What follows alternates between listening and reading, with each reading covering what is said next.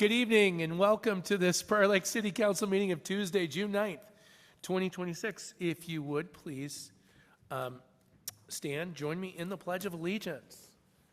I pledge allegiance to the flag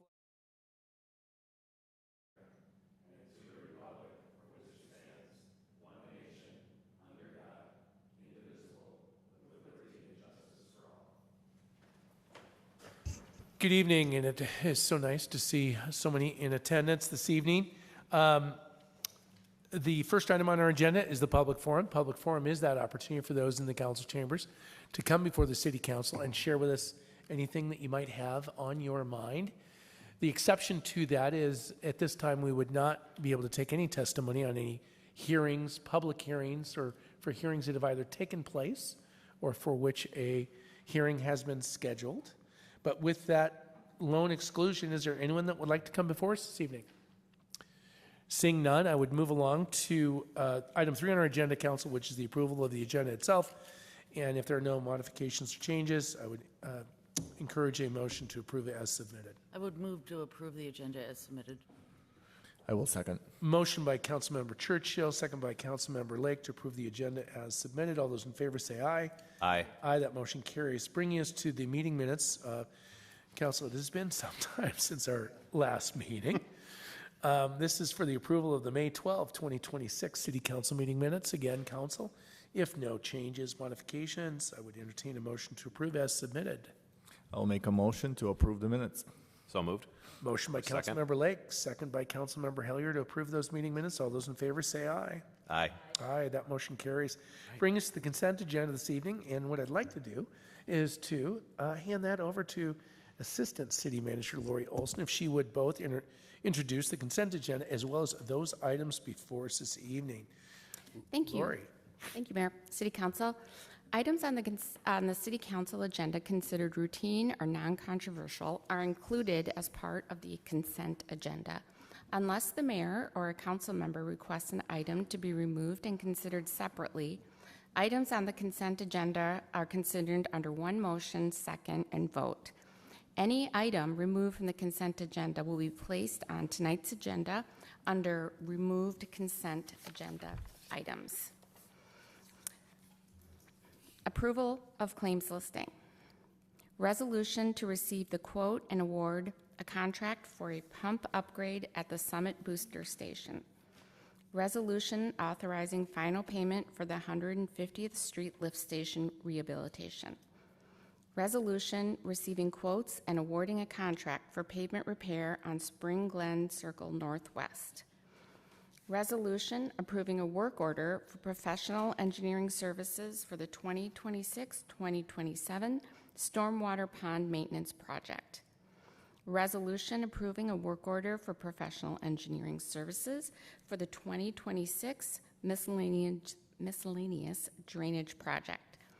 Approval of April 2026 Treasurer's Report. Approval of a resolution approving the combined preliminary and final plat for Marlowe Ridge. Resolution approving an extension to the recording deadline for the residents at Crestwoods. Approval of the Animal Control Services Report. Approval of the April Building Permit Summary Report. And finally, approval of the March Animal Control Services Report. Thank you so much, Assistant Manager Olson. Councilor, are there any items before us on the consent agenda that you would ask be removed and taken up under item 10? Excuse me. If none, then I would entertain a motion to approve the agenda, the consent agenda as submitted. I will make a motion to approve the consent agenda. Second. I have a motion by Councilmember Lake, second by Councilmember Churchill to approve the consent agenda. All those in favor say aye. Aye. Aye, that motion carries. Bringing us to item 6A this evening, which is a resolution approving the 2025 annual financial report and management letter. And I can see we have Finance Director Kleckner for this item this evening. Director Thank you, Kleckner. Mayor and Council. And presenting our audit report for us tonight is Jim Eichten, and he is the principal at our audit firm, LV Carlson.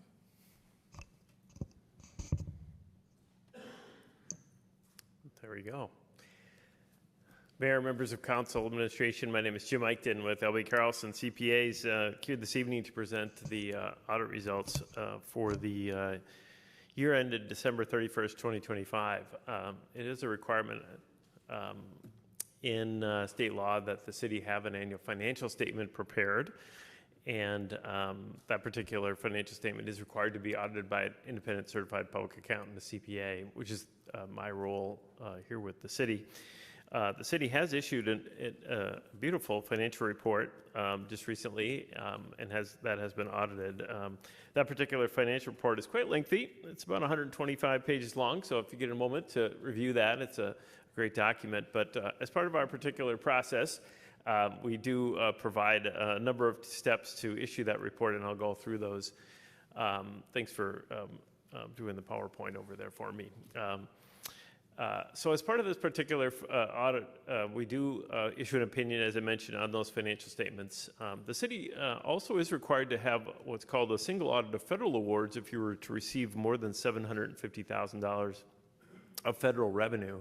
And in this particular year, you did have a trail project that exceeded that amount. So we did complete that particular process this year, and I'll get to some of the results related to that. In both of those areas, both the financial statement as well as the schedule of federal awards, we are required to test your internal controls over those aspects alone, specifically related to financial reporting and the single audit of federal awards. Also, we are required to audit your compliance with Minnesota laws and regulations. We don't audit all the statutes that you are required to comply with, only those statutes that are listed on a list provided by the Office of State Auditor. So as part of my particular process, you can go to the next slide. We do provide a summary of audit results in what's called a management report. And in that management report, that we go through a number of items, including providing required communications and some financial results related to that. And I'm going to go through some of the highlights of that particular report today. So first and foremost, we were able to issue what's called an unmodified opinion on those financial statements. That would be considered a clean opinion, a positive opinion related to that financial results. We were also able to issue an unmodified opinion, a clean opinion on that schedule of federal awards, specifically that the main component of that was the one grant I referred to. So as part of the internal control testing, we did find two findings in that particular area. The first one related to the single audit of federal awards and specifically the internal controls over one aspect of that particular process. Anytime the federal government, anytime you're spending federal dollars, you are required to determine if the vendor that you're using is suspended or debarred. Suspended or debarred is I won't say easy. The check to determine if they're suspended or debarred is really a search on a Google site, that internet site that the federal government keeps track of. So we determined as part of our particular single audit that particular process was not occurring. It's not all that unusual to have a finding of this nature, given that you don't have federal awards all the time. It would really, I can't remember the last time the city had a single audit, so it's not all that surprising that this particular requirement isn't a finding. But that being said, nonetheless, it is a finding. You'll note that as it relates to this particular finding, that it is listed under the internal controls. So what we determined as part of the audit is that the controls were weak, but we did not issue an opinion on compliance, a negative opinion on compliance. You were complying. This vendor, per se, was not suspended or debarred. So it's mostly related to the internal controls. You were complying with the laws and regulations, which is a very important distinction for me to be clear on, related to that particular area. The second area I wanted to talk about, we did have issue one finding related to internal controls, specifically related to what's actually on the next slide if you want to go to. There it is, on your Minnesota legal compliance. As I mentioned, we don't audit every law, but then in this particular area, we do issue opinions on your compliance with providing quotes for purchasing. So The rules in the state of Minnesota require that you provide to obtain 2 or more quotes for contracts that exceed $25,000 that are less than $175,000. And what we noted in 2 of the contracts that were tested, the city did not obtain 2 or more quotes, but had defaulted to a policy that stated that you were using preferred vendors. And I don't have the specifics related to these acceptance or use of preferred vendors is really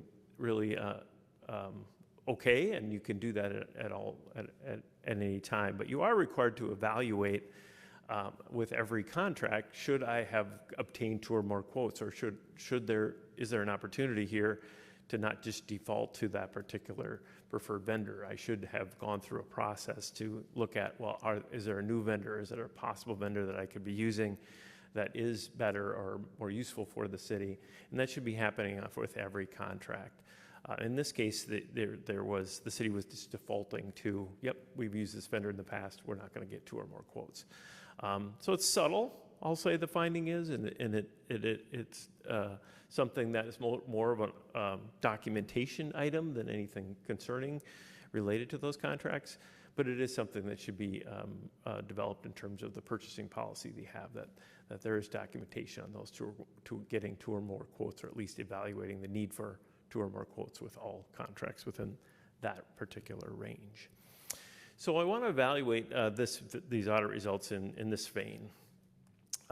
Every time you come in front of an audit, or I come in front of an audit, do an audit, I say this: audits come with findings. It's just what it is. I've done this for a long time, and I've provided findings. What I find most important is the corrective action plan. What is the city council doing? What is the administration doing so that we can correct this? What are the new controls? What are the new systems that are going to be put in place? The city has issued a corrective action plan with plans in place to correct it, so that I can come back here next year and say, yep, we had findings last year and they were corrected. We tested them again, no issues moving forward. So that's an important aspect of this particular process. So moving forward on my presentation, we did issue some information in my management report on the financial results, and you can see on the PowerPoint here that the city's overall fund balances in their governmental funds increased about $900,000. The general fund was the most significant increase in there. The general fund increased its equity position by about $900,000. Some of the capital funds went up and down. They all kind of netted together, but capital funds go up and down depending on projects and the funding of those, as can be shown there. The next graph, I believe, shows, there we go, your general fund financial position. This particular graph is showing the general fund year-end balance over the last 5 years. In a sense, the unassigned fund balance as well as the assigned fund balance. And it shows certainly the improvement in the general fund of that $900,000 I was talking about. This compared to a budget that projected about a $700,000 decline in the overall fund balance equity position. So you are quite a bit better than budget expectations, which is certainly what you would expect or hope for as a city. So the next graph shows that the fund balance as a percentage of expenditures. The city does have a goal, a fund balance policy that states that you will obtain a minimum fund balance in the general fund to strive to maintain a fund balance of between 40 to 50% of budgeted expenditures. The city has that particular fund balance policy because you're receiving taxes pretty much on a twice-a-year basis, so you need an equity position to more or less cash flow your general fund. This particular graph certainly shows that fund balance percentage as a percentage of expenditures has exceeded that minimum threshold over the last 5 years as presented. This past year, you ended the year at 59.8%, which is above that particular threshold, which is very important as a city to be in a good financial position overall. So that's very positive there. A couple of graphs that we do present in my management report show some trends in general fund revenues. This particular graph shows the general fund revenues over a 5-year period. The overall results in this particular year, the general fund revenues were about $1 million more than what was expected in the budget. Some intergovernmental revenues, some grants were higher than expected. Your investment income were actually higher than projected, and there were some tax increment proceeds from a closed tax increment fund that generated some higher than budgeted expectations. But overall, the general fund revenues are what you would expect. So the next graph shows general fund expenditures. General fund expenditures were under budget by about $700,000. You add that in, you have almost the perfect result. Revenues being higher than expected, expenditures being lower than expected. This particular graph, what always stands out to me is the increase in public safety. The costs in that particular over the last 5 years are really increasing, but not only in your city, but all cities within the metropolitan area, and it really can be highlighted on that particular graph. Public safety costs in the city increased almost $1 million, mostly for personnel related costs, which can be seen in that particular graph. The next graph does then get into your enterprise funds. Your enterprise funds are what I would describe as business type activities. You have a water, a sewer, and a water quality fund, all three of which are showing positive operations this past year. The next graph will show a 5-year trend of your water fund.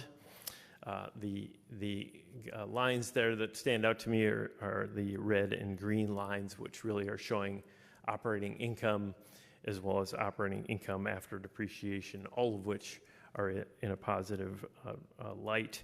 Overall revenues in this fund did increase by about 8% this past year, mostly related to a rate increase. The next graph is similar when you look at the sewer fund. The red and green lines have been very positive for the past 5 years. This particular fund increased its revenues by about 11%. In this case, it was a combination of usage as well as a rate increase. And then lastly, I think the water quality fund is the last graph, and this graph as well is showing very positive results from a financial perspective. Revenues increasing about $400,000, as seen on the graph, as well as those green and red lines showing very positive trends in financial results. So overall, your enterprise funds are doing quite well. The next graph, I get into my management report a little more detail, but it's important to understand that the city does take a lot of importance in implementing new accounting standards. There's been a lot of them over the past 5 years, and again, we did implement new accounting standards this year. There are more coming. If you're interested, the last couple of pages of my report goes into the detail of those particular standards, which I won't touch on, but so that's the end of my presentation. I think there's a summary page. No, that's okay. Overall, I did issue a clean opinion on those financial statements. As I mentioned, you did have a single audit of federal awards, which was very positive. We did have those 2 findings to report, which the city's working on, the corrective action plan, even discussions as I came in the room, we talked about a little bit earlier. And overall, your financial results are improving, both in the general fund as well as your enterprise funds are having very positive operating results. But lastly, I wanted just to point out that the city continues to have a high level of commitment to its audit process. One thing you can state that we experienced this year is a change in personnel at the highest level in the finance department, and the audit process went as smooth as it ever has. That doesn't always happen in our world. When you have change can cause disruption. We did not experience that whatsoever, and it really just shows a commitment to overall quality of your financial results as well as the commitment to the audit process. So with that, I'll open up to the City Council and the Chair for questions. Thank you so much, Mr. Acton. Council, are there any questions in regards to the presentation? Seeing none, the work before us is, Council, we need a resolution approving the 2025 annual financial report and management letter.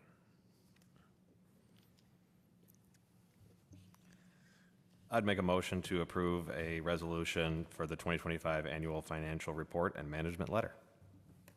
Second. Motion by Councilmember Hellier and a second by Councilmember Lake to approve the 2025 annual financial report and management letter. All those in favor say aye.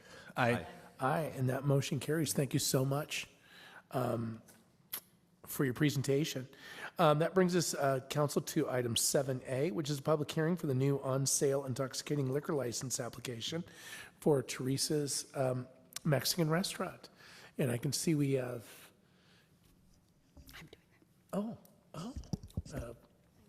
Assistant City Manager Olson. Excuse me, I didn't realize. As I look my mic over was to on. Community Development Director McCabe. So please, lead on. Thank you, Mayor. City Council, public. Teresa's Mexican Restaurant, located at 6680 Borden Street Northwest, is under new ownership and therefore requires a new license to conduct their liquor services. Staff has completed the review process and verified that there is no money owed or property taxes due to the city. In addition, staff has confirmed there are no other items that would have been identified under Minnesota State Statute 340A that would preclude the city from issuing this license to Teresa's under its new ownership. So, Mr. Mayor and City Council, as part of the approval process, we ask that you open the public hearing, take any public testimony, and once that has been heard, consider approval of an on-sale intoxicating liquor license for Teresa's Mexican Restaurant. Thank you. Thank you so much. Councilor, are there any questions for Assistant City Manager Olson prior to us opening the public hearing? Councilmember Hellier, please. Thank you, Mayor. Quick question. Are we aware of any violations in the last couple of years at Teresa's? I can take that. In the old ownership, Teresa's did have a compliance violation in December of 2025. However, that would fall under the previous owners, not the new owners. The new owners also took over the franchise in Lakeville, and neither finding from either city had any reason to not approve it. Great, thanks. Any additional questions? Seeing none, I would entertain a motion to open the public hearing. So moved. Second. Motion to open the public hearing on this item by Councilmember Hellier, second by Councilmember Churchill. All those in favor say aye. Aye. Aye, that motion carries. The hearing is open at 7:22. Is there anyone that would like to come before us and be heard on this item this evening? Going once, going twice. I would entertain a motion to close the public hearing. I'll make a motion to close the public hearing. Second. Motion by Councilmember Lake, second by Councilmember Churchill to close the public hearing. All those in favor, aye. Aye. Aye. Aye, that motion carries. Hearing is closed at 7:23. And again, any discussion, council, on this item? If none, I would entertain that motion to approve. I'll make a motion to approve on-sale intoxicating liquor license for Teresa's Mexican Restaurant. Second. Motion by Councilmember Hellier, second by Councilmember Churchill to approve that on-sale intoxicating liquor license. All those in favor say aye. Aye. Aye. Aye, that motion carries. Bringing us to item 9A, which is a resolution approving a preliminary plat and ordinance approving a preliminary plan unit development overlay district for Campbell Shores. And for that, we have Community Development Director Casey McCabe. Director McCabe, we look forward to your presentation. Thank you, Mayor. Good evening, councilors. So the applicant for this request is Pinnacle Family Homes, and they're requesting preliminary plat approval and a preliminary planned unit development plan for a project known as Campbell Shores. The planned unit development plan proposes adjustments to some of our dimensional standards to allow for a 62-unit single-family detached residential development.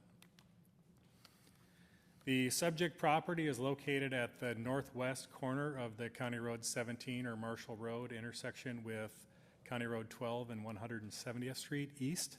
So the property is west of Marshall Road and east of Campbell Lake.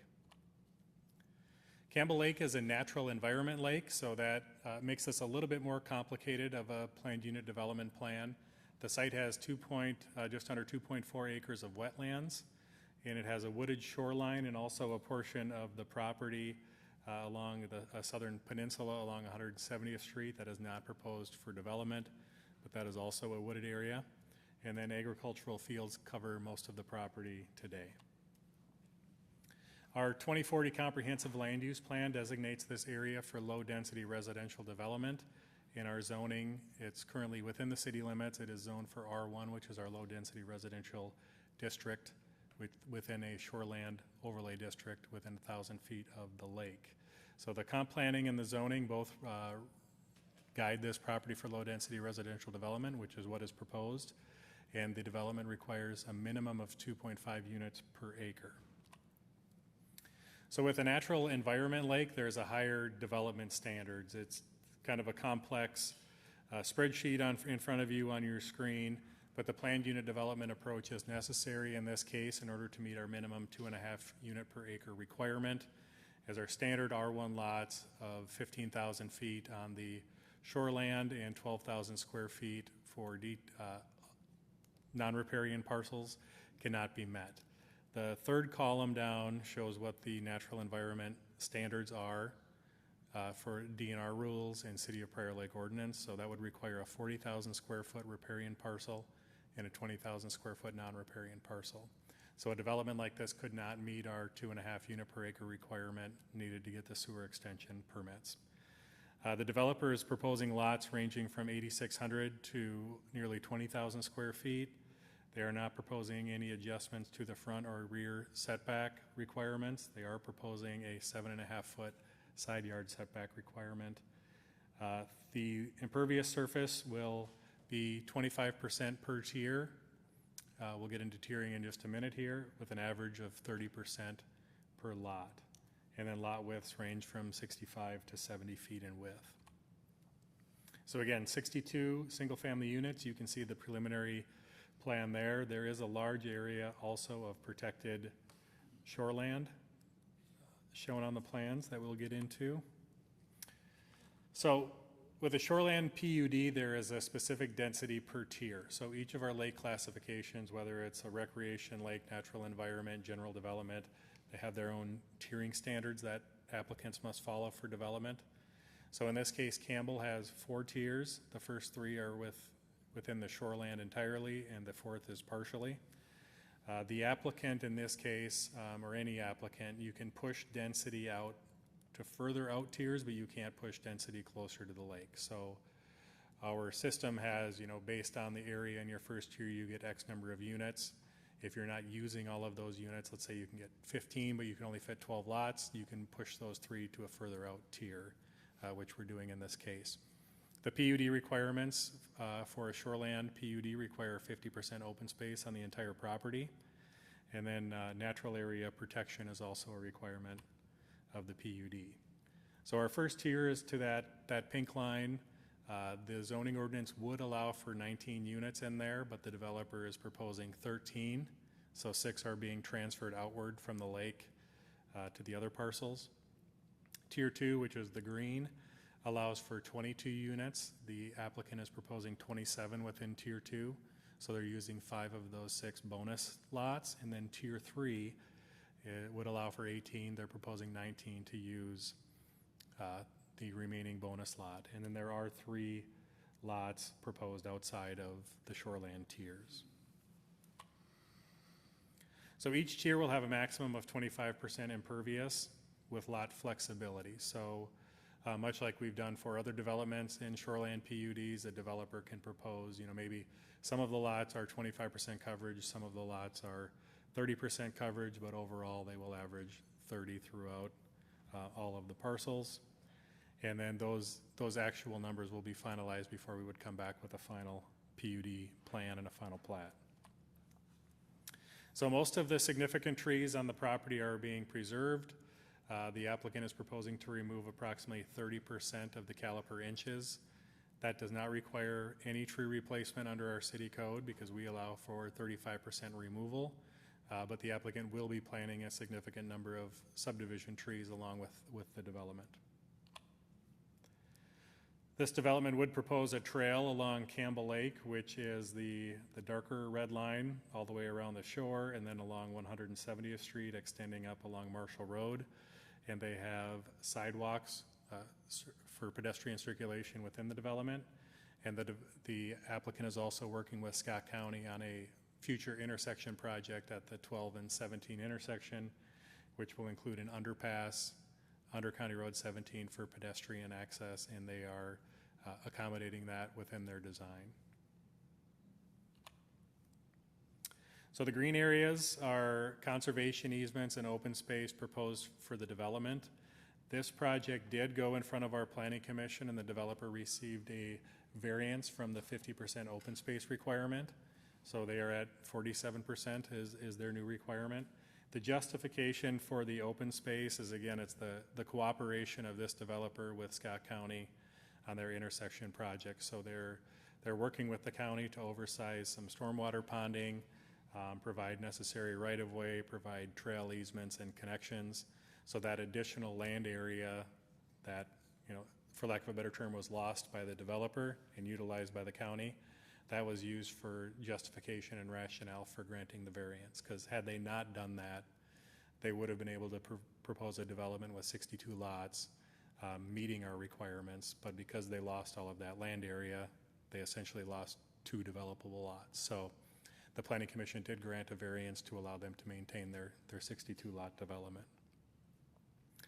The applicant is also providing, the Planning Commission found a higher quality open space and conservation easement with the preservation of significant areas of woodland and the entire shoreline of Campbell Lake. So the PUD criteria, things that are looked at are, it allows for a flexible approach to develop a property that still meets the purpose and intent of our comprehensive plan and our zoning ordinance. It allows for creative and effective use of land, creating a sense of place and providing for more interaction among people. Increased transportation, pedestrian options with walking trails and biking and sidewalks, effective and efficient use of streets and existing utilities and public facilities to serve the area and support high-quality development, and preservation and enhancement of desirable site characteristics, which they're doing with the tree and shoreland preservation. The Planning Commission held a public hearing on this on May 18th, and they recommended 5-0 that the City Council approve the preliminary plat and the preliminary planned unit development plan. And staff is recommending a motion and second approving the resolution that would approve the preliminary plat and the preliminary PUD overlay district. And council, I would be happy to take any questions. The applicant is also in attendance if you have questions for them. Thank you so much, Director McCabe. Council, are there any questions for Director McCabe on this item? Any comments? Councilmember Lake, please. Just a quick comment. Thank you to staff and the developer who, for working through some of these difficulties and making this development happen, and also the Scott County being part of it as well. So I'll be in support of this. Thank you so much, Councilmember Lake. I too would like to make some comments. First off, this development and the collaboration across city, county, and the uniqueness of this is the first, I believe, in my time, 10 years, this whole 3-tier in terms of the lake and how density moves and the uniqueness of this development in our community. It really stands to be something special in Prior Lake. So my recognition to the developer and all the team that have pulled this together. I know that there have also been conversations with the county, us and the city around some of the challenges of the site, most notably some of the frontage and, of course, County Road or 170th. And I certainly look forward to very positive resolution on some of those challenges that sit before us as well. But I, too, will be in full support of this. And I also want to acknowledge and recognize the work of our Planning Commission. When we do see a 5-0 recommendation, Council, especially on something as complex as this, it speaks volumes. So, yes, I will be supporting. And if there are no additional comments, I'd be looking forward to a resolution. I will make a motion to approve a preliminary plat and ordinance approving a preliminary planned unit development overlay district for Campbell Shores. Second? Motion by Councilmember Lake and a second by Councilmember Hellier. All those in favor say aye.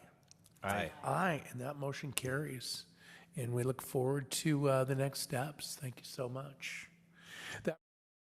That brings us, council, to item 9B on our agenda this evening, which is a resolution approving a major amendment to the Shepherd's Path Plan Unit Development Plan. And again, Community Development Director McCabe. Thank you, Mayor. So the applicant for this request is Presbyterian Homes and Services, and they are working in partnership with Senior Housing Partners. They're requesting a major amendment to an existing planned unit development plan known as Shepherd's Path.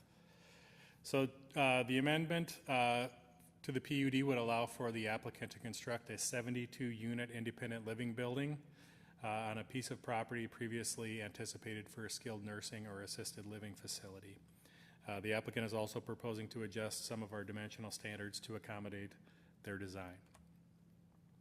So the site location is located west of Shepherd's Path Northwest. This is north of County Road 42, next to the existing McKenna Crossing Presbyterian Homes facility, the former YMCA, and Shepherd of the Lake Lutheran Church.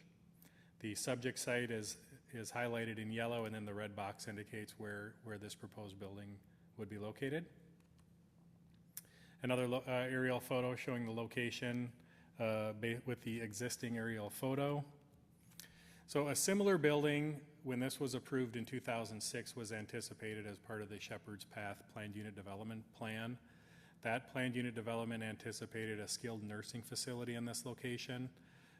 The demand and the market conditions, according to the applicant, have changed since that original plan, and now they see a significant demand for independent living in this location.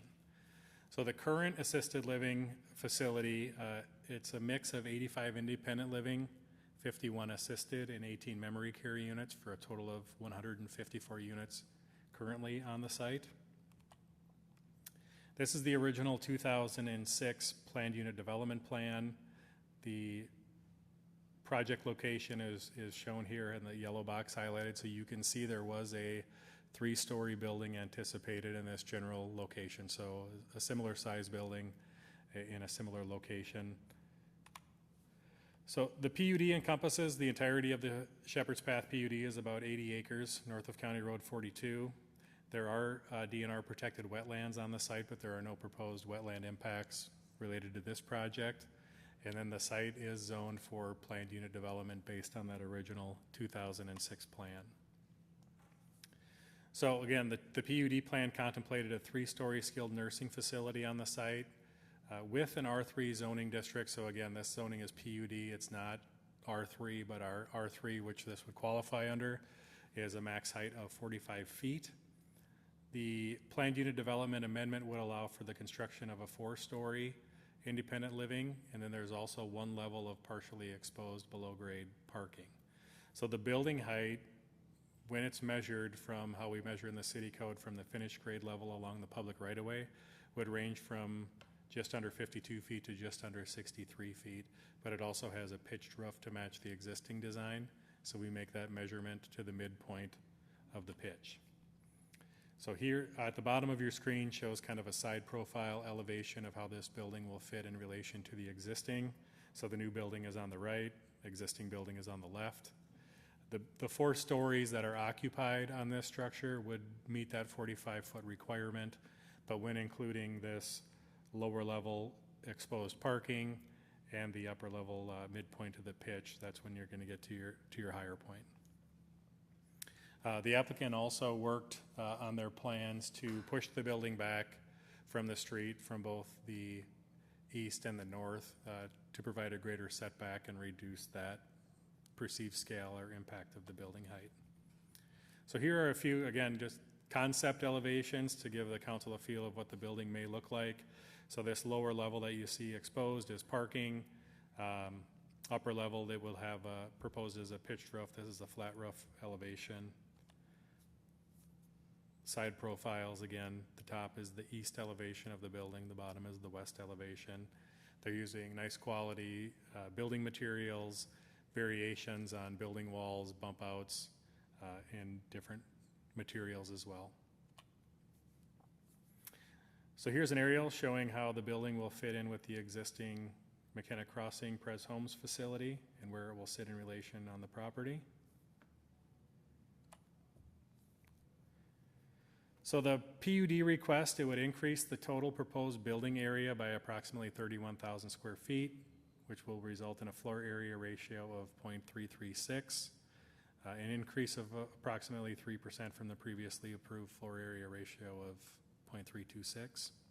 The maximum floor area ratio in our R3 high density district is a 0.35, so this is right in line with that. And then there's also an overall reduction of planned units. So the original 2006 plan anticipated 80 total units, 72 is currently proposed, so that would reduce the density on this site from 8.3 to 8.2 units per acre. For parking, our city code requires 1.5 parking stalls per unit, so that would be 108 parking stalls. The applicant is proposing 86.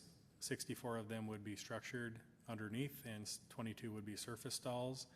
That parking supply is based on the applicants, what they feel their need is. So they have over 60 of these similar facilities around other senior living communities, and they believe their data shows a 1.2 parking stall per unit ratio is more than enough to handle staff and residents and guest parking.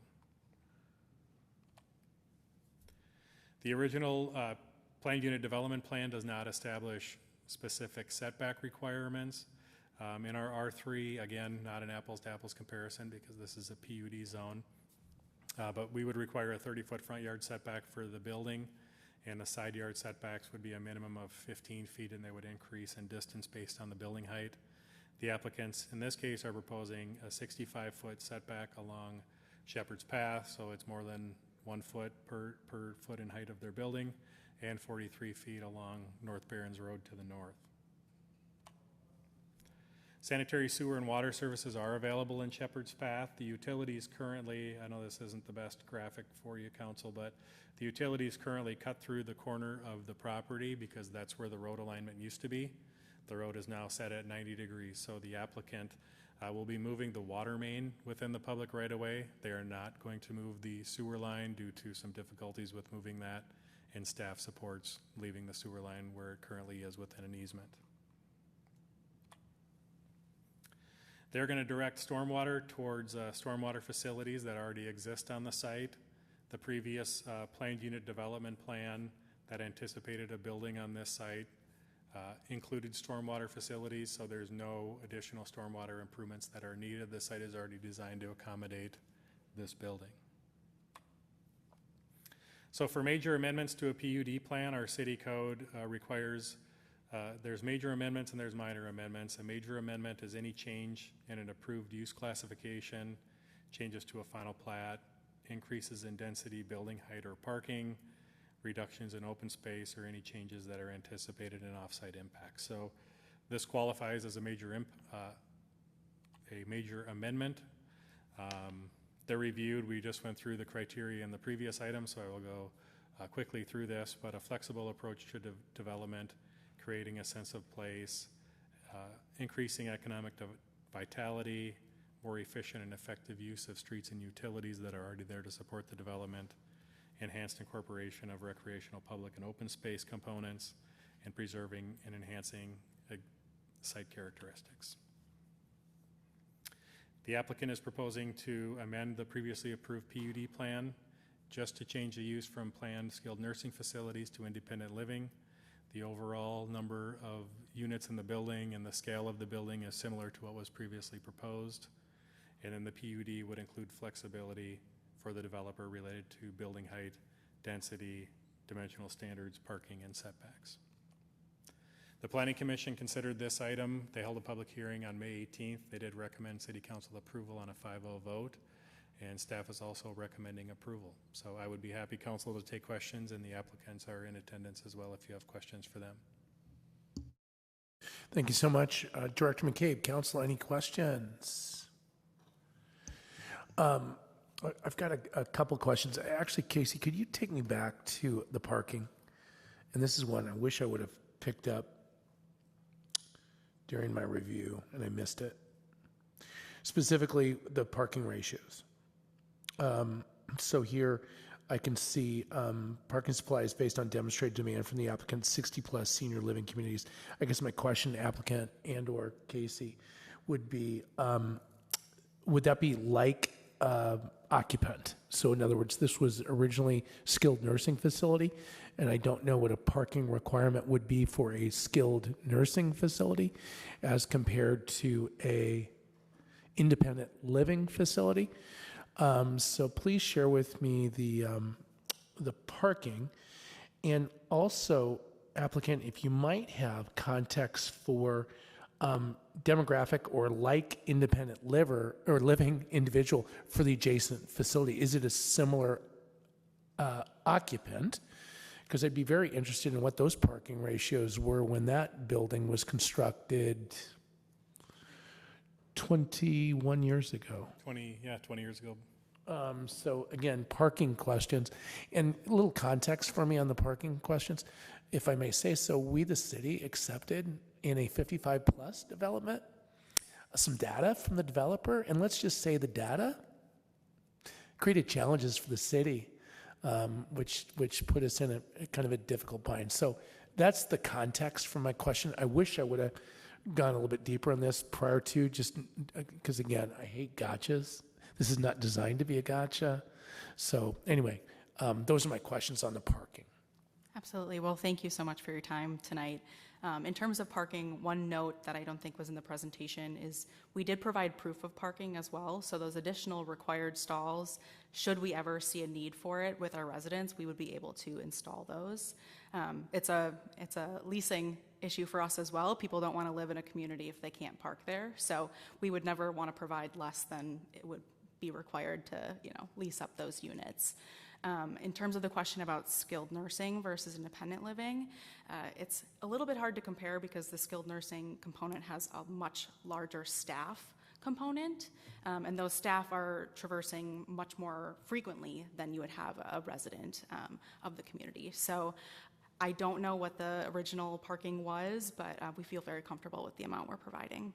We're only adding about, I think, 4 staff total with this additional density. So most of the staff of the community is already parking on the campus as it is operating today. So again, not knowing what the ratios were on the previous building 21 years ago, and again, I'm not going to challenge us with that information at the meeting, but it would be interesting to see how those ratios were 21 years ago, since we're going to have essentially the same resident in this building, just to compare apples to apples, so to speak. But you did say, so there is space available when you say leasing from your adjacent property or elsewhere. Should the need arise? Should the need arise, it would be immediately east of the property. So we've positioned the building to be able to accommodate, I think it's 22 additional parking stalls. Wonderful. And I guess my only other question, Casey, if you can come up with a map of the site map, the one that shows us, here we go. Oh, there you go. Perfect. My assumption is these residents are going to be very much so interacting with the adjacent building, is my assumption. Correct.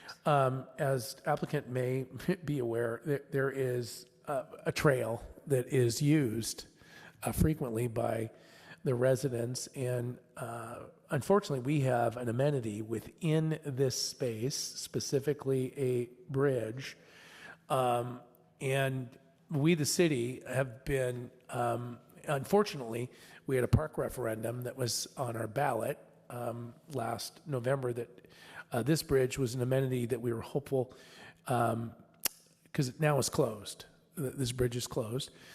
And Manager Waddell and I have had meetings out here with these residents that have questions in regards to this bridge. I'm very familiar with the mechanism by which that bridge got built, how things occurred. This is one that I guess I am challenged. I will be supporting this evening because I believe the need in our community is high for this type of development. I'm hopeful to maybe encourage a conversation between applicant and city, and quite honestly, with your co-residents here around the significance of this bridge. Need it be constructed, or it has its time and as an amenity potentially gone its way. And so that is I guess a favor or a request that I would have. I would like some thoughtful discussion to occur outside of the purview of the city in regards to that trail system and to what extent it would provide your residents that have not yet been disappointed with the absence of an amenity. Because should they be disappointed, I think I know where those phone calls would go. If that kind of makes some sense to you. Yes, completely understand, and we're happy to work with you on figuring out a way to work together. Well, again, I certainly know that you having conversations internally with development, because again, your answer back, one way or the other, and that would certainly inform us as we're looking as to what we can do as a city to support the varied use of our park system. So with that, I have no additional comments. And council, I would, as we can see before us, entertain a motion on this one. And you're free, I think we're done with, questions. I'd make a motion to approve a major amendment to the Shepherd's Path Plan Unit Development Plan. Second. We have a motion by Councilmember Hellier and a second by Councilmember Lake to approve the major amendment. All those in favor say aye. Aye. Aye, and that motion carries. Bringing us, council, to item 11 on our agenda, which are those councilmember liaison updates. And if we can, look to Councilmember Hellier to kick it off. Thank you, Mayor, members of the council. It's been a minute since we met, so I got a few things. On May 18th, we had the Planning Commission meeting, which, as you can tell by this meeting, was a long, busy meeting, followed by the soft opening at Chula's. On the 21st, had the Community Engagement Committee, got a great presentation from Scott County and the future of the county.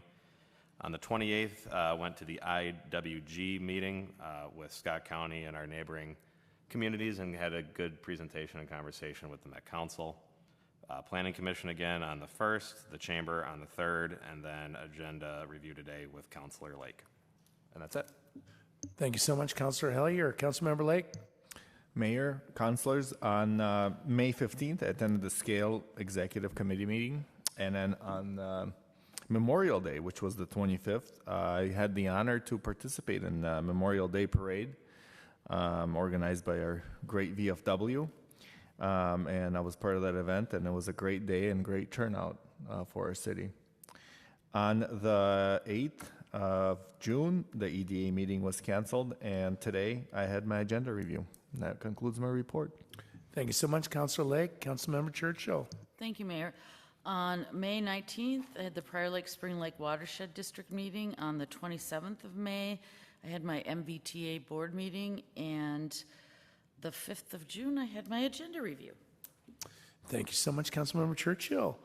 As Councilmember Hellier said, it has been a minute as I reflect back. So I had the distinct pleasure of attending the Youth Appreciation Luncheon that put on by our Optimist Club on the 13th of May. Had the opportunity to participate with Manager Waddell with the State of the City update to the Chamber of Commerce on the 14th. On the 21st, Manager Waddell and I attended the Met Council State of the Region presentation. And finally, on May 21st, we cut the ribbon on Chula's restaurant, which is not only opened, it has been very, very busy. And that concludes my update. And I'd like to turn now to Assistant City Manager Olson to see if she would like to add some other items. Thank you, Mayor. Just a couple of quick reminders. I want to remind everyone out there that the annual Coin Carnival is going to be held this Friday in Lakefront Park from 4 to 7 o'clock. So hopefully the weather will agree with us. It's a fun time, especially with those with little kiddos.